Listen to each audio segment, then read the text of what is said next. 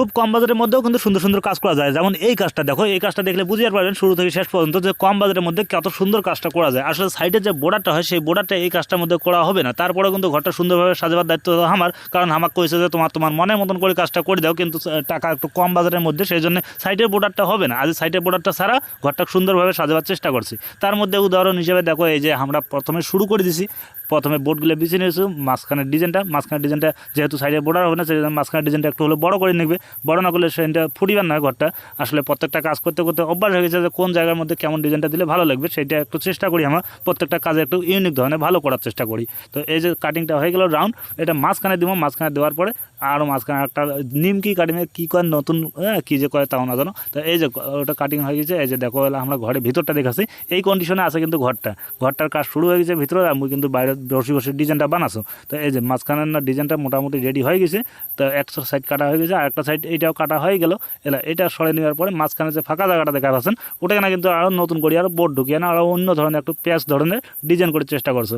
আসলে এই ধরনের ডিজাইনগুলো কোনো ক্যাটালগ থাকে না, মনে থেকে করো, সেই জন্য প্রত্যেকটা ডিজাইন একটু আলাদা আলাদা হয়ে যায়। তো এই যে কাজটা যে করেছি, এটার মধ্যে দেখো টুকরা যে বোর্ডটা বাইর হয়েছে, এটা নষ্ট যাতে না হয়, আর ঘরটাও যাতে সুন্দর হয়, সেই জন্য কিন্তু এই বোর্ডগুলো আরও টুকরা টুকরা করে কাটিং করে নিয়ে এটা আরও মাঝখানে লাগিয়ে দেবো। আর এই মাঝখানে যে বোর্ডটা লাগাবো, এটার মধ্যে কিন্তু থাকবে লাইটটা লাগার পরে ঘরটা একবারে লুকটা চেঞ্জ হয়ে যাবে। বুঝিয়ে পারেন প্রত্যেকটা কাজ আমরা কেমন করি মাঝখানে এই জিনিসগুলো আমরা বসে দিয়ে চেক করে দেখেছি একবার যে ঠিকঠাক আছে কি না। তো লাইন চলে যাচ্ছে রে, হ্যাঁ এরকম থেকে লাইন নেই। তো এর যে টাকচারটা যে কিনা বাকি ছিল, কিনা টাকচারের কাজ করি নিয়ে এরপরে এলা লাগাবো বোর্ড লাগাবার পরে কিন্তু আমরা এটা ডিজাইনটা লাগিয়ে দেবো। আর ডিজাইনটা লাগিয়ে দিলে এটার কাজ শেষ হয়ে যাবে। আর কাজটা করে হচ্ছে আমার ডাউকিমারি বাজারের যে চৌহদ্দি বাজার আছে না, চৌহদ্দি বাজারের পাশে কাজ করছি। আর এই কাজটাও অনলাইনে পাওয়া যায়। আমার ফেসবুক একটা ফলোয়ার অনেক রিকোয়েস্ট করেছে, ভাই আমার কাজটা আসি করে দেন, ছোটো কাজ হলে কি করি না হয়। সেই জন্য আমরা ছোটো কাজের জন্য অত তোয়াক্কা পড়োয়া না করি, হ্যাঁ চলে যাচ্ছি, কাজ করিবেন না। কারণ আমরা ছোটো থেকে বড় হয়েছি, আর ছোটো ছোটো কাজগুলো করতে বেশি ভালো লাগে। বড় কাজের থেকে ছোটো কাজগুলো বেশি মজা, কারণ এই ছোটো কাজগুলো সকালে ধরবে, সন্ধ্যা হতে কাজ শেষ, আর এই যে হাত মুখ ধুয়ে বাড়ি পালাও। তো এইরকম করিয়া কাজগুলো বেশিরভাগ আমার ভালো লাগে। একটা রুম দুইটা রুমের কাজ, এরকম টুকিটাকি কাজগুলো করতে করতে কিন্তু এই জায়গাটাতে আইসে আমার প্রত্যেকদিন নতুন নতুন জায়গায় যা কাজ করতে করতে অভ্যাস হয়ে গেছে। আর এই সমস্ত কাজ করতে এলে আর অসুবিধা মনে হয় না। আর আমরা বাড়ি থেকে 60 থেকে 70 কিলোমিটার পর্যন্ত যাই, তার বেশি দূর যাওয়ার পারি না।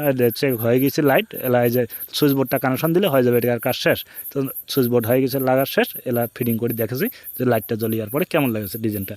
তো যাই প্রথম থেকে শেষ পর্যন্ত দেখাচ্ছেন, তাই বুঝিয়ে পাচ্ছেন এটা কম বাজেটের মধ্যে একটা সুন্দর কাজ করার চেষ্টা করছে। দেখো সাইডে কোনো বোর্ডার নেই, সাইডে কোনো ডিজাইন নেই, মাঝখানে শুধু ডিজাইন আছে। তো মাঝখানের ডিজাইনটা একটু বড় সাইজ করা হয়েছে, কেমন লাগছে কমেন্ট করে অবশ্যই জানাবেন।